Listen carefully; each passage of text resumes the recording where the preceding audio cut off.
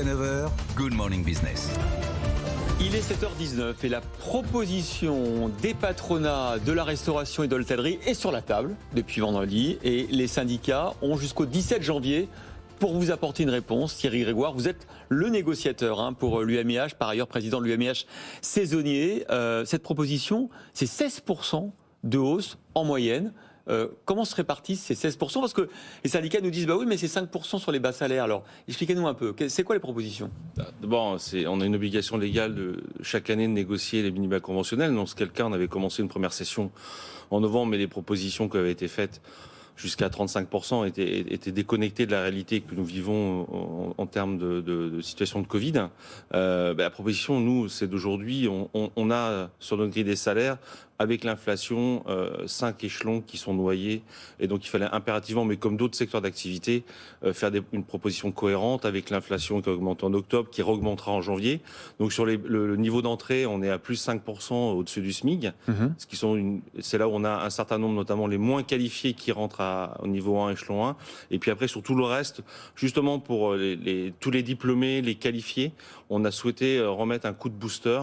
Donc, jusqu'à une moyenne de 16%, aux agents de maîtrise, à l'encadrement. Ça veut dire que certains vont avoir des hausses de 20, 25, 30%. Pas forcément, parce qu'une entreprise sur deux sont déjà au-dessus des minima conventionnels. Je rappelle, c'est pas on parle de minima conventionnels. Minima conventionnels. Donc, vous avez déjà une entreprise sur deux qui est au-delà des minima conventionnels, ne serait-ce que pour être attractif. Et donc c'est pour ça que on ne peut pas non plus monter dans des niveaux qui soient trop exubérants. Puis après, le social, c'est de l'économie. Économiquement aujourd'hui, ça reste très tendu. Et puis dans la négociation, pour l'instant, nous, c'est les salaires. Et dans la rémunération, dans ce volet 1 de la négo, on souhaite mettre en place un volet 2, ce qu'on a acté avec les partenaires sociaux, sur le reste de la rémunération, l'épargne salariale, l'intéressement et les conditions de travail, la qualité de vie au travail. Les jours de repos le week-end. Le travail le week-end, les travails de coupure, le travail de nuit. Mais pour l'instant, on souhaite sortir de l'illégalité de nos grilles. C'est pour ça qu'on a fait une proposition qui nous semble être cohérente. Charge aux syndicats de salariés aujourd'hui d'y mettre leur signature. Je ne vois pas comment on peut priver de salariés, en tout cas une augmentation pour ceux qui sont au niveau des bas salaires. Mais justement, sur ces niveaux des bas salaires, c'est quand même étonnant de ne pas avoir poussé un peu plus le curseur sur ces niveaux où ça représente une frange importante en termes de nombre sur le secteur, où ça a été les plus exposés. Pourquoi ne pas avoir poussé alors qu'en plus, on manque de bras, on manque d'attractivité ? D'abord, je pense qu'on aurait pu le faire. On ne l'a pas fait parce que ça veut dire qu'on cantonne aussi un certain nombre de salariés non qualifiés au plus bas niveau. On a souhaité aussi mettre à un moment donné un focus sur celles et ceux qui sont diplômés. Aujourd'hui, le fait qu'on ait perdu des salariés, 237 000, au-delà des 100 000 dont on avait besoin chaque année, c'est pas lié qu'au salaire. Le salaire est un élément de la rémunération, mais c'est pas le seul. Et je pense qu'aujourd'hui, on a des demandeurs d'emploi, des salariés, des chefs d'entreprise aussi, qui souhaitent travailler différemment. Le bien-être au travail, c'est aussi quelque chose. Et donc, tout mettre dans les salaires sur la table. On préfère aussi conserver une part de l'enveloppe qu'on s'est donnée, notamment sur le pouvoir d'achat, parce que qui dit salaire, c'est pouvoir d'achat, mais le pouvoir d'achat, ça peut être aussi tous les dispositifs de protection sociale qu'on a mis en place. Je pense à la mutuelle frais de santé, prévoyance, sur lequel on peut aussi libérer du pouvoir d'achat pour nos salariés en y mettant des nouvelles garanties. Donc, la négociation sociale, il n'y a pas que le salaire, mais il y a aussi derrière toute l'autre partie de la rémunération, l'intéressement. Le seul point qu'on négociera pas, sur lequel moi j'ai aucun mandat, et il faut laisser à la main des chefs d'entreprise, c'est le 13e mois. Pourquoi ?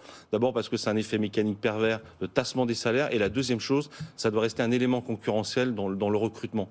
Et moi, chez moi, par exemple, au niveau de mon siège, j'ai le 13e mois, je ne l'ai pas dans tous mes hôtels. Ça doit rester un élément concurrentiel. Mais en tout cas, on l'a fait, c'est une première étape. 5%, c'est dans un contexte économique fragile. Attention, le social... Mais dans un secteur qui a été largement aidé. Oui, mais faut pas tout confondre. C'est bien pour ça que j'ai toujours dit, moi, à la ministre du Travail, de rester à sa place, à s'ingérer. Le fonds de solidarité, ça a servi à compenser partiellement les pertes d'exploitation. Les PGE à compenser partiellement les trésoreries totalement dégradées et restructurer les fonds propres. Donc, c'est deux sujets qui doivent être déconnectés. Il faut pas tout mélanger. On peut pas tout mélanger des carottes et des choux. Alors, autre sujet qui est monté ce week-end, c'est évidemment la transformation du pass sanitaire en pass vaccinal. C'est-à-dire que ça ne suffirait pas d'avoir un test négatif au Covid, il faudrait être vacciné. Est-ce que vous êtes pour ? Ah, moi, je suis totalement pour. Je pense qu'aujourd'hui, d'abord, nous, le pass sanitaire, on l'applique chez nous, dans nos entreprises, depuis le 30 août. Ouais. Ça n'a pas été si compliqué que ça. Il y a toujours, bien évidemment, des gens qui sont retors à la vaccination. Bon, après, ils pouvaient se faire tester si vous le passez vacciné. Non, je suis pour, parce que je pense qu'il faut sortir de ça. Moi, j'ai toujours considéré, en tant que représentant patronal, que le pass sanitaire, comme le pass vaccinal, c'était le pass pour la vie économique, sociale. Donc, on doit y passer par là.